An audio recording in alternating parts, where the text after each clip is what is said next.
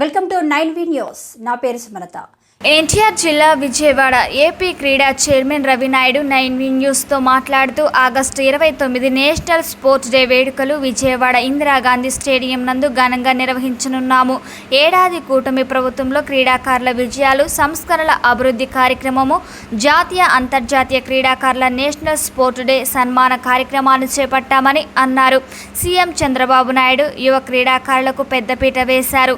కూటమి ప్రభుత్వం క్రీడాకారులను ప్రోత్సహిస్తున్న ఇష్టానుసారంగా నోరు పారవేసుకోవడమే పనిగా పెట్టుకున్న రోజా కూడా నీతులు వల్లిస్తోంది.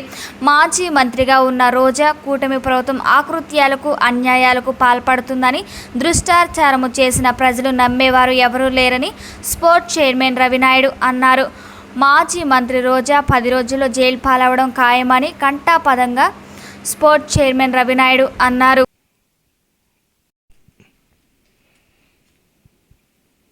ఆగస్టు 29వ తారీఖున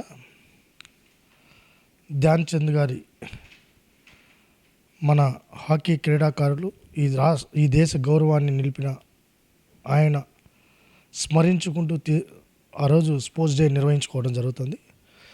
ఈసారి ఎప్పుడు లేని విధంగా స్పోర్ట్స్ డే ఘనంగా నిర్వహించాలని, ప్రతిష్టాత్మకంగా నిర్వహించాలని ఈరోజు డిస్టిక్ లెవెల్లో ప్లేయర్స్ అందరినీ కూడా గ్రాస్ రూట్స్ నుంచి పిల్లల్ని ప్రోత్సహించాలన్న ఉద్దేశంతో డిస్ట్రిక్ట్ లెవెల్ సెలక్షను, జోనల్ లెవెల్లో స్పోర్ట్స్ దానికి సంబంధించి ఈవెంటు, దాంతోపాటు రాష్ట్ర స్థాయిలో ఏదైతే పోటీలు ఉన్నాయో ఆ పోటీలు నిర్వహించడం జరుగుతుంది. మొదటి బహుమతులు ఎవరైతే వస్తారో వాళ్ళందరూ కూడా ముఖ్యమంత్రి గారి చేతుల మీద తీసుకునే కార్యక్రమానికి శ్రీకారం చుడతాం. ఇవన్నీ కూడా ఒక ప్రతిష్టాత్మకంగా చేస్తున్నాం. మంచి ఆలోచనతో ఈరోజు మీరు చూసే ఉంటారు, గతంలో క్రీడలు అంటే రాజకీయ క్రీడలకే పరిమితమైంది. ఆడదాం ఆంధ్ర పేరుతో ఏ క్రీడాకారుడు ఆడేదో తెలియదు, ఎవరు ఆడారో తెలియదు. ముస్లిం ఉతకని, అదేవిధంగా పనికి పోతున్న వాళ్ళందరూ ఆధార్ కార్డులు తీసుకొని మరీ అరకు పాడేర్లు అయితే ఒక 62 ఏళ్ళ ఆమెను కూడా తీసుకొని వచ్చి ఫోటో పెట్టడం జరిగింది. మా జిల్లాలో చూస్తే ఆమె సొంత నియోజకవర్గంలో, రోజా నియోజకవర్గంలో, అక్కడ చూస్తే ఉపాధి హామీ కూలీలు పోయే వాళ్ళని పెట్టి మ్యాచ్ పెట్టేసినారు, ఇన్సెంటివ్స్ ఇచ్చేశారు, మెడల్స్ వేసేసినారు, సర్టిఫికెట్లు ఇచ్చేసినామని రాసేసుకున్నారు. అంటే దానికి సంబంధించిన సార్ మీరు ప్రత్యేకంగా రోజా జైలుకు వెళ్తుందంటూ కూడా ఒక కామెంట్ అయితే చేశారు, దాన్ని ఎలా తీసుకోవచ్చు అంటారు? రోజా జైలుకి వెళ్ళడం అనేది ఇది వ్యక్తిగత కక్షతో కూడుకున్న వ్యాఖ్య కాదు. అది పేద క్రీడాకారులకు అందాల్సిన డబ్బు దాదాపు 120 కోట్లు. నేను శాప్ చైర్మన్గా ఉన్నాను. స్వతంత్ర సంస్థలు దర్యాప్తు చేస్తే దాని డెప్త్కి నేను వెళ్ళకూడదు కాబట్టి అంతకుముందే ప్రతిపక్షంలో దీని మీద మాట్లాడాం. దాని మీద నేను 20 రోజులు ప్రోగ్రామ్ కూడా చేశాను. ఈరోజు మాట్లాడిన మాట కాదు అది. ఆ రోజు ప్రతిపక్షంలో మాట్లాడాం, మేము ఎలక్షన్లో కూడా చెప్పాం. ఆడుదాం ఆంధ్రాలో ఎవరైతే క్రీడాకారులు డబ్బు దోచుకున్నారో వాళ్ళందరూ జైలు పాలు చేస్తారు. దాని మీద కదా మేము ఎలక్షన్కి పోయాం. ఇది ఒకదాని మీద వెళ్ళా. సూపర్ 6 ఒకటే కాదు మావి, సూపర్ 6తో పాటు అవినీతి మీద కూడా మేము ఎలక్షన్కి వెళ్ళడం జరిగింది. అవినీతిని రూపుమాపుతాం. గతంలో అవినీతికి పాల్పడిన వాళ్ళందరికీ చట్ట ప్రకారం చర్యలు తీసుకుంటాం. చట్టం ఏం చెప్తే అది జైలు పంపిస్తే నేను అడ్డుకుంటాను. చైర్మన్గా సార్ ఇప్పటికి ఎంతమంది క్రీడాకారులు అయితే ఉండొచ్చు, కానీ వాటికి సంబంధించిన గురువులు అయితే సరిగా లేరన్నది అయితే ఆరోపణ వస్తుంది. ఈ 13 నెలల్లో మీరు చైర్మన్గా అయిన తర్వాత ఎలాంటిది ప్రాతిపదికను తీసుకొద్దామని మీరు అనుకుంటున్నారు?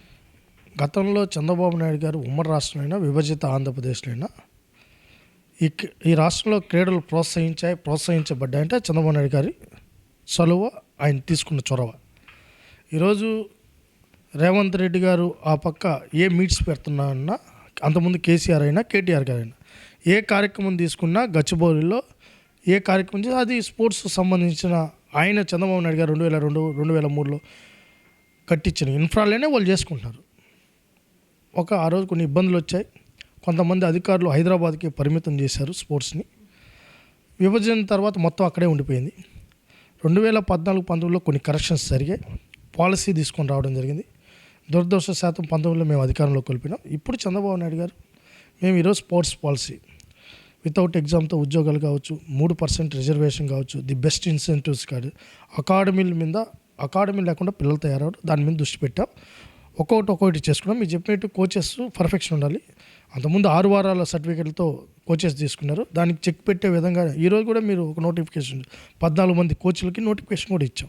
అది కూడా ఎన్ఎస్ఎస్ సర్టిఫికేట్ మర్షన్ షూట్ చేసాం. ఏదైనా కూడా పర్ఫెక్షన్ తీసుకుని వస్తున్నాం. ఇప్పుడు డిఎస్సిలో 420 పోస్టులు వస్తాయి. దాంట్లో పీఈటీలు, పీడీలు వస్తున్నారు. వాళ్ళందరూ కూడా రేపు స్పోర్ట్స్కి సంబంధించిన వాళ్ళ ఈ ప్లేయర్స్ దాంట్లోకి వెళ్తారు. ఇవి కాకుండా ఫారెస్ట్ డిపార్ట్మెంటు ఒక 600 పోస్టుల పైన అవి కూడా నోటిఫికేషన్ ఇచ్చారు. దాంట్లో మా వాటా ఉంది. ఈరోజు ఒకటి కాదు, మెడికల్ డిపార్ట్మెంట్, ఏ డిపార్ట్మెంట్ మీరు ఒక 3 ఏళ్ళ తర్వాత చూస్తే ఆంధ్రప్రదేశ్ నోటిఫికేషన్లు అయిన తర్వాత ఒక స్పోర్ట్స్ కల్చర్ ఏర్పడుతుంది ప్రతి డిపార్ట్మెంట్లో. రేపు భవిష్యత్తులో మీడియాని కూడా మేము తీసుకున్నాం. మీడియా కూడా దాంట్లో స్పోర్ట్స్ మెన్ ఉంటే వాళ్ళు కూడా అప్లై చేసుకోవచ్చు. ఓకే సార్, దీనికి సంబంధించి మీరు చెప్తున్నారు. ఓకే, ఇప్పుడు మనకి డిఎస్సి కూడా పడింది. దాంట్లో పీటీ సంబంధించిన స్పోర్ట్స్ వాళ్ళు కూడా ఉంటారు. ఆల్రెడీ గవర్నమెంట్ అది డిక్లేర్ చేసేస్తూ ఉంటుంది. మీరు ఇప్పుడు మళ్ళీ ఒక 14,000 సంథింగ్ పోస్టులు అయితే రిలీజ్ చేయబోతున్నారని అంటారు. ఒకవేళ అధికారికంగా ఎవరైనా రికమెండేషన్స్తో వస్తే వాళ్ళకి ప్రిఫరెన్స్ ఇస్తారు, లేకపోతే ఇంపార్టెన్స్గా వాళ్ళకి వర్క్ ఉన్న పర్సన్స్కి ఎక్కువ ఇంపార్టెన్స్ ఇస్తారు? మీరు చూడాలి, మీరు ఒక సీనియర్ జర్నలిస్ట్. మీరు గతంలో శాప్ ఆఫీస్లోకి మీరు ఎప్పుడైనా వచ్చారా? చూసారా ఆఫీస్నన్నా? ఎవరన్నా మిమ్మల్ని గౌరవించారా? ఆ పరిస్థితి ఈరోజు భిన్నంగా ఉంది. దానికి అర్థం ఏంటంటే ఇది పూర్తి స్థాయిలో క్రీడాకారుల ఆఫీస్. ఇది క్రీడలకే ప్రాధాన్యత, మెడలిస్టులకే ప్రాధాన్యత ఉంటుంది. ఎవరైతే అర్హులు ఉన్నారో వాళ్ళే ఉన్నారు. ఈరోజు డిఎస్సిలో ఉన్నారు. మాకు నిజంగానే చాలా ప్రెజర్ ఉంది. నేను చైర్మన్గా నాకుంది, మంత్రిగా ఆయనకుంది, ముఖ్యమంత్రి గారికి ఉంటుంది, లోకేష్ గారికి ఉంటుంది, పవన్ కళ్యాణ్ గారికి ఉంటుంది, చంద్రబాబు నాయుడు గారు కానీ, లోకేష్ గారు కానీ, లేకపోతే మా మంత్రి కానీ, నేను కానీ ఇంతవరకు ఇది చెప్పారు వీళ్ళు చూడండి అని నేను చెప్పింది ఎక్కడ లేదు. దాంట్లో సాధ్యాసాధ్యాలు హెల్ప్ డెస్క్ పెట్టాం. టెక్నికల్ ప్రాబ్లమ్స్ ఏదన్నా ఉంటే మనం చూడమని చెప్పాం తప్ప. ఎందుకంటే నేను ఒక్క మాట చెప్పాలి, 15 సంవత్సరాలు వాడు గ్రౌండ్లో తిని ఏం చేశాడో, ఏం కష్టపడ్డాడో, వాళ్ళ ఆర్థిక పరిస్థితి ఎలా ఉందో తెలియదు. వాడు కష్టపడి మెడల్ సంపాదిస్తే అతనికి దక్కాల్సిన ఉద్యోగం వేరే వాళ్ళకి దక్కితే అది రక్తపు కూడవుతుంది తప్ప ఇంకేది కాదు. దానికి ఈ ప్రభుత్వం ఆశించదు. ఇక్కడ ఉన్న వ్యక్తులు అంతకంటే లేదు. ఇక్కడ ఉన్నది లోకేష్ గారి టీం పర్ఫెక్ట్గా ఉంటుంది. సార్, స్టేడియం సంబంధించి కూడా చాలా డెవలప్మెంట్ అయితే లేదనేది ఆరోపణ. ఏ స్టేడియం? ఏదైనా సార్, ఇప్పుడు గాంధీజీ మున్సిపల్ స్టేడియమే ఉంది, మీకు అది అంతా తెలుసు, పర్యవేక్షిస్తూ ఉంటారు, పక్కనే ఉన్నారు. దాంట్లో కూడా అవకతవకలు పక్కన లేవు, దీంట్లోనే ఉన్నాం. నేను ఒకటే చెప్పాను, అవకతవకలు అంటే ఇది అండర్ ఇన్ మున్సిపాలిటీ, స్పోర్ట్స్ అథారిటీలో లేదు. విభజన తర్వాత మేము ఇక్కడ ఒక బిల్డింగ్ ఉంటే దీన్ని కొద్దిగా రెన్యువేట్ చేసుకొని ఇక్కడ వచ్చాం. ఇదే రోజు గుర్తుపెట్టుకోండి, ఆగస్ట్ 5వ తారీఖున మళ్ళీ మనం ఇంటర్వ్యూలో కూర్చుందాం. దీని రూపురేఖలు మారిన తర్వాతే నాతో ఇంటర్వ్యూ చేయండి, లేదా నా మీద నెగిటివ్గా ఇంటర్వ్యూ చేయండి.